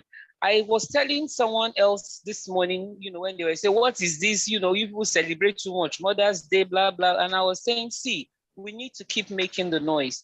The battles my mom fought, for instance, to be allowed to go to school, she wasn't allowed to go to school until much later. I didn't fight that. My daughter shouldn't have to fight some of the biases, some of the gender myths that I am facing, or the realities that I'm facing today. It should keep getting better and better. If 50 years ago things were like this, we have moved forward, you know, but we're not there yet. So wherever you are, whatever you can do, please, it's a challenge to every woman listening and to the men. The women actually cannot succeed quickly at this. If men would join hands with us, then we would win the war quickly. But there are many battles to be fought. Fine, our culture determines a lot of things, but actually, you know, we found out that we live in an individualistic world now. People can actually determine how they want their lives to go. I am hoping that I'm leaving a better example for my daughter on what a woman should be. And I'm hoping that her father is also doing the same for her, so that, like I have said, the wars or the battles that I have fought, my daughter shouldn't have to go through that. And that should be our goal every time. Thank you. Very interesting. What are you doing in your own space? Because that question always comes up. What is in your hand first before we talk about going to someone else? Bikia's hand is up. Bikia, you want to say one or two things? We are rounding off the session in a few minutes. What I would like to say, what I would like to say is that I was someone who was fortunate to watch my mother in the time where there was no godfatherism in politics. She ran for elections and she won. And she was the first woman to go to the House of Representatives from both Rivers and Bayelsa states. And she also went on to start the microcredit scheme for Nigerian women. Rest her soul. But I was fortunate to see her to achieve everything she wanted to achieve. And as everyone has said here, we have to be intentional as to how we're raising children and what we're giving to society. For me as a filmmaker, I'm not in elective politics like my mother was, and you know what she was able to achieve through there. But I'm a storyteller. I'm a filmmaker. I'm an art enabler. I'm intentional about the narratives we spin about women, because a lot of young people, the soft power of media cannot be ignored. Sometimes it's even more powerful than what they learn in their classrooms or what is told to them are the norms. Soft power of entertainment cannot be ignored. So for someone like me who is a storyteller, I'm being very intentional about representation of women in storytelling through theater productions, through films. These connect with the psyche of young people, with their mindset. And just identifying a woman who is strong, who is achieving, who is breaking all barriers, who is being supported, they begin to see themselves as that. So I think it's something that we all have to continue to be intentional about to support other women. We have to say no to tokenism. That's something I just remembered. Because with tokenism, women who actually have the skill are not necessarily getting those positions. And then that's where the bias comes in of, oh, she's a woman. Was she the most qualified? No.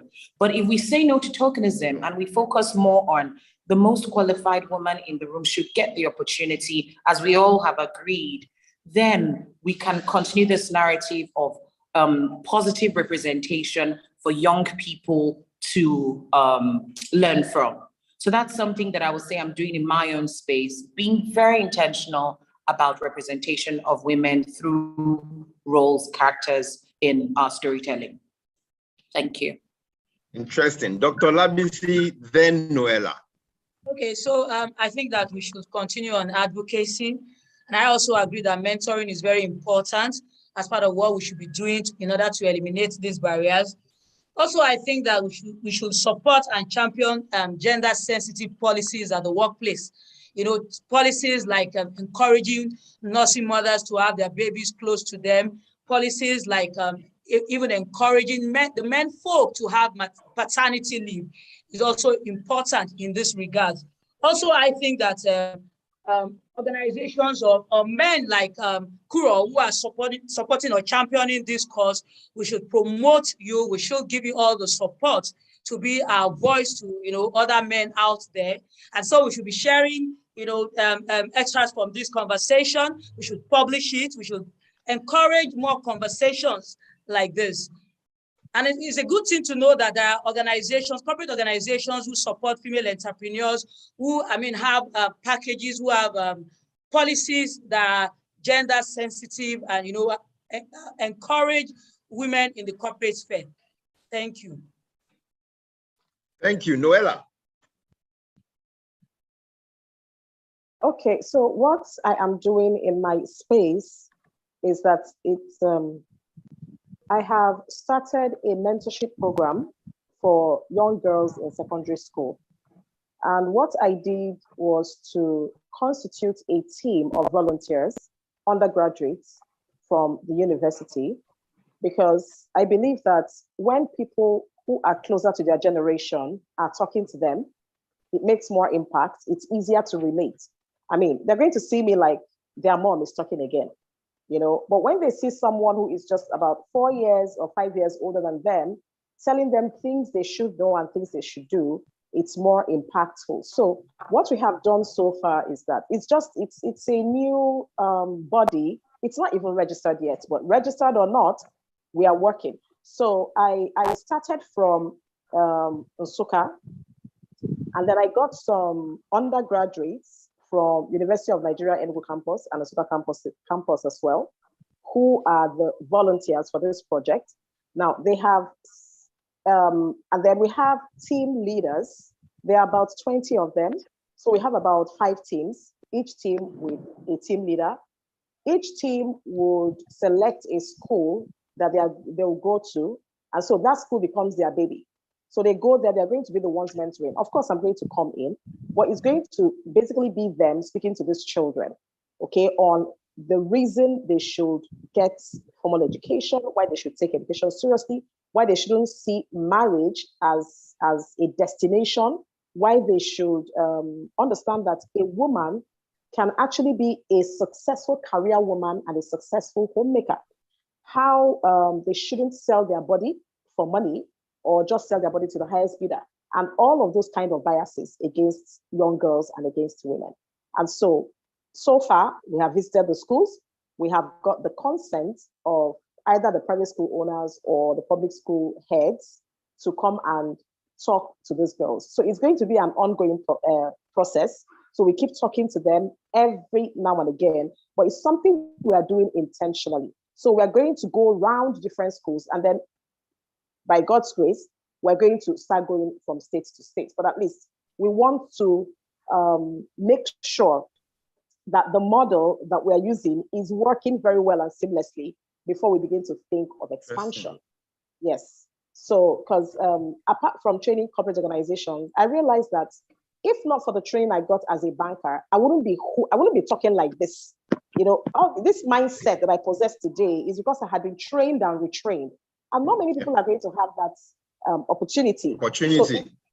So if we are going to, if we begin to get these young people at an early stage in their lives, I mean, why should I learn time management in my 20s when people can learn it as an 8-year-old? At 12. Why should I learn organizational skills in my 20s when it could be taught primary school students, etiquette, work ethics, and things like that? So that is what we have done so far.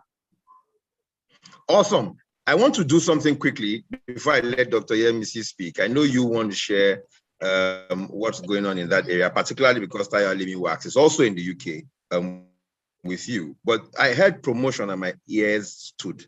So I'm going to shut up and play you a very short 2.5-minute video just to tell you the team that helped to put this together. It's not a Kuro initiative, just me.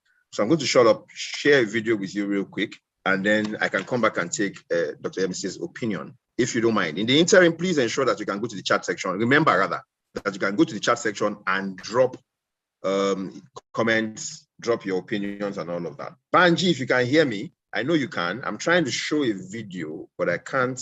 I'm trying to make myself co-host somewhere else, so do that.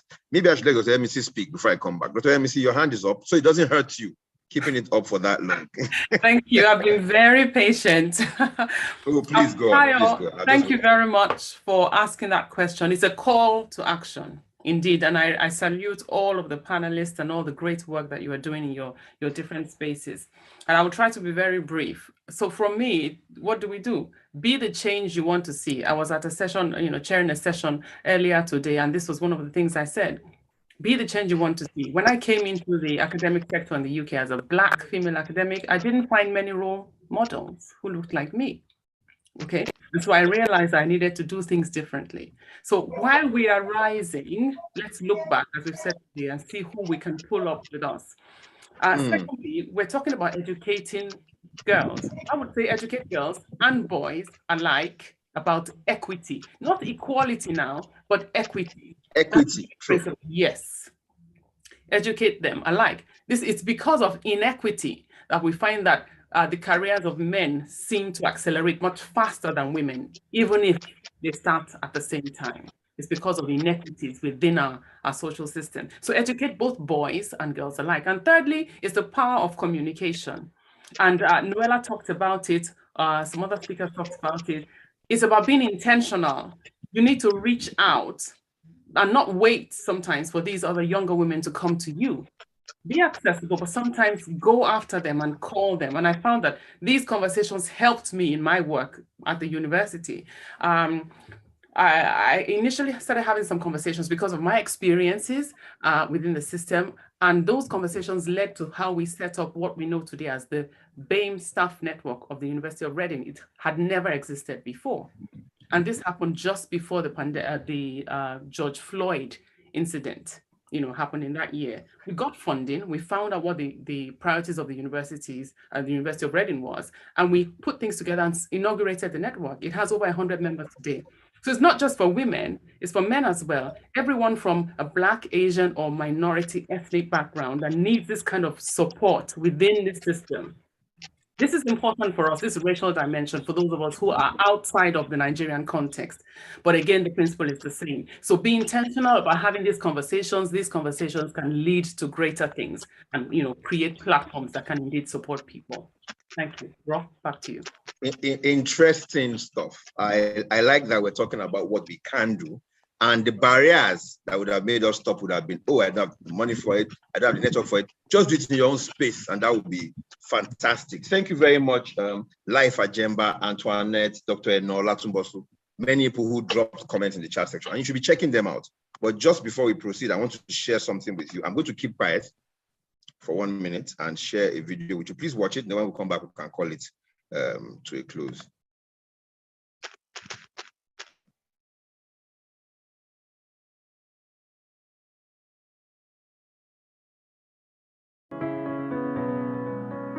Purple Training and Consulting is the learning and development arm of Purple Plethora Concepts Limited.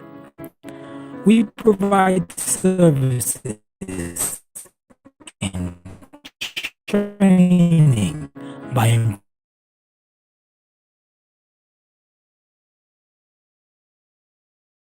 improving skills of employees and management, consulting by providing unique and bespoke solutions to identify problems, recruitment by identifying, recruiting, and onboarding best fit employees, business development by engaging businesses in their ideas, initiatives, and activities aimed at making businesses better, from startups to existing businesses seeking strategies for growth or restructuring.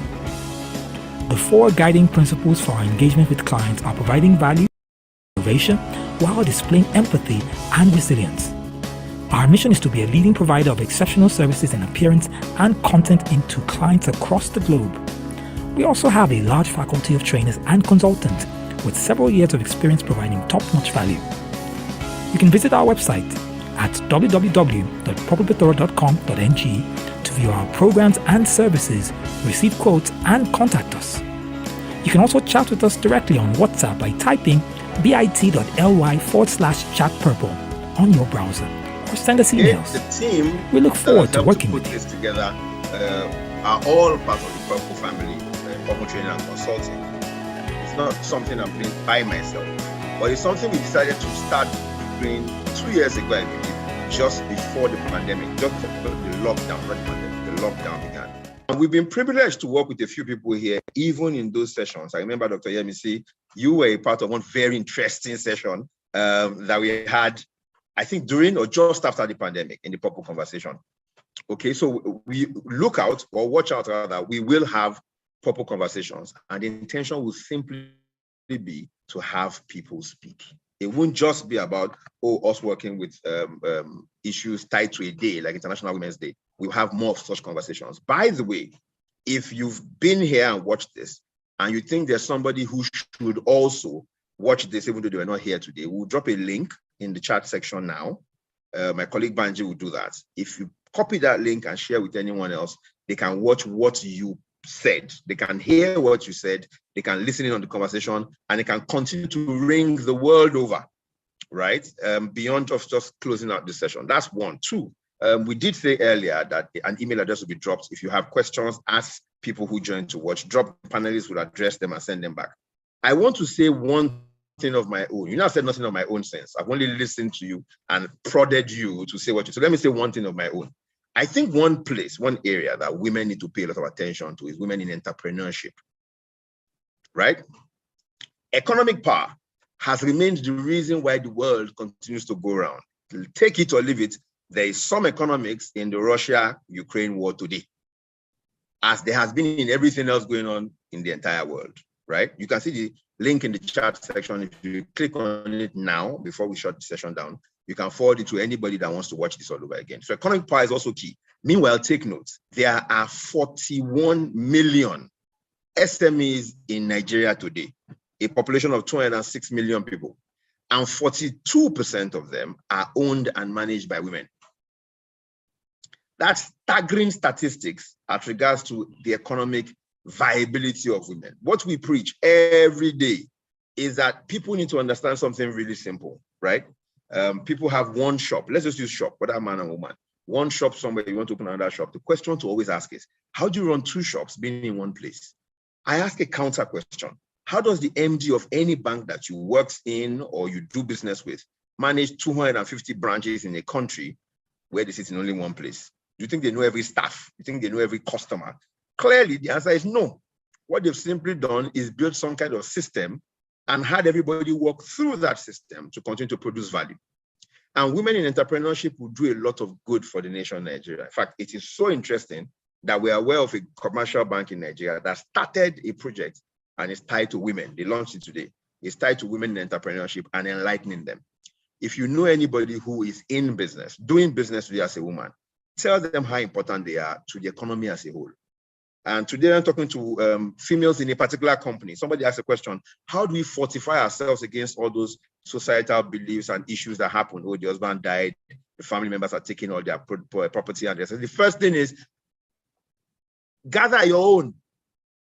Make your own, do your own. Everybody can come and speak. You tell them, say, I'm sorry, I don't need you. I'm economically independent on my own. The reason why Nigeria as a country is dependent on the world is because we're not economically independent. So our next purple conversation will most likely speak about women in entrepreneurship. But in the interim, why would I gather all of you here and not sell market? Let me say it the way I like to say, sell market. So let me sell market for 1 minute before we go. On Saturday, we'll be in Abuja talking about women, talking about people, not just women, people generally being able to put systems in their business. If you want to be a part of it, reach out. Just send a mail to training@purpleplethora.com.ng. On the 14th of March, Monday next week, 14th and 15th, we'll be talking to people who have no finance background to teach them finance. It's a course called Finance for Non-Finance Managers. If you don't understand the language of money, money will keep slipping through your fingers. It's just normal every day. And then we have other trainings coming up in the future. We don't only do trainings, we also get people to understand how they can become better. Hey, I can see a mini Noella in the background that we saw. You cannot hide. We're saying hello, so say hello back. And there's so much more, but here's the thing. I would take away from here the fact that women spoke and said a number of things, but I'll take one as the most important. This change we are looking for is in your hand, in the space where you have influence. Begin to make that change in the space where you have influence, with the kids that you superintend over, the people you meet every day, all those biases, there's so many of them. We'll probably drop them, in your space somewhere as we go along. But for me, the intention was to start the session at 5 p.m. and in 2 hours maximum, shut it down. I know there's so much more to say. I can see 1 or 2 people had their hands up earlier, but we must come to a close. If we start, we must come to a close. Thank you very much for being a part of the session. I know you registered, so you hear more from us. This has been an awesome time. I have write-ups from everything you were saying, so take note. When I begin to use them, I say, according to Dr. Yemisi, or according to Noella Ogu, according to Dr. Labisi, just be noting the according to will be coming up. Thank you so much. We'll keep the session, the platform open for a few more minutes, because some people have said, I want to meet this person. So if you want to meet somebody here, because networking is a big part of it, don't slide in their DM, just drop a message here and say, how are you doing? I'd like to have your contact. Trust me, they'll share it. You never know when things happen. But across borders, from the city of Lagos, where I am moderating this session, to the United Kingdom, where Tayo Alimi and Dr. Yemisi have been speaking, to Abeokuta, to Port Harcourt, to Port Harcourt, by the way, to Abuja, to every other city you've come in from. Thank you so much. Please don't just be a hearer and a doer. Otherwise, nothing will change. And these bills will never get signed up. I'm done. When you're done speaking in Ijola and you say, Egberi Fao. Egberi means story. Fa means finished. I'm done. We'll play some music. Let's interact, say what you want to say, pick what you want out of here, and watch out for the link that you will be able to use to watch this as we go along. Thank you, Dr. Yemisi. Yemisi and I go way back. I'll just stop there so I don't. Dr. Yemisi, thank you very much. Thank you very much. Thank you so much, Noella Ogu. I'm joining your goal hacking session, I think in next week or upper week. So I would also promote that. Thank you so much for joining in. Thank you so much, Lola Ekwere from Nestle Nigeria PLC, doing great stuff. Thank you, Fauza Alimi from Abuja. Check Crafty Arts NG online or check them on Instagram. You get, I want to promote everybody, but I can't do all of that here. So I'll find my own way. But thank you so much. Also, Dr. Labisi of Edna Hospital in Lagos. I went there and I was like, oh, there's a hospital that looks like a small London hospital in Surulere in Lagos. I didn't know that until I went. Thank you, Dr. Olabisi, for gracing the occasion. Mrs. Kwejo Oshoba is a fantastic person when it comes to counseling people, especially women and children. I've worked with her before. We are both part of an NGO. Fantastic job. Thank you for joining in. Be here amongst your busy schedule. I won't tell them the busy schedule, but I missed your busy schedule. You were able to join. Thank you so much also for coming in. Have I missed anybody else? No, Thanks I haven't. for And thank you, Kuro. I want to thank me for doing all this hard work, for making sure that this happened. I want to thank you. Bye-bye.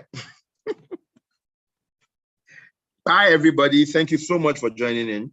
If you want to reach out to anybody, please do that. Just go to the chat section and ask, how are you doing? Can we talk? But women support women. I think my final words, women support women. The support you want from outside has to start from you. So please support women wherever you go, and the world will be a better and more peaceful place. Thank you, Banji, for the support. Thank you, Sheung, for helping to put this together. Thank you, everyone else that has been a part of this. Igbedifa, finally. Thank you. Okay, thank you. Thank you, Kuro. Thank you, everybody. Thank you, Kuro. I had a great time with all of you. Bye. Bye.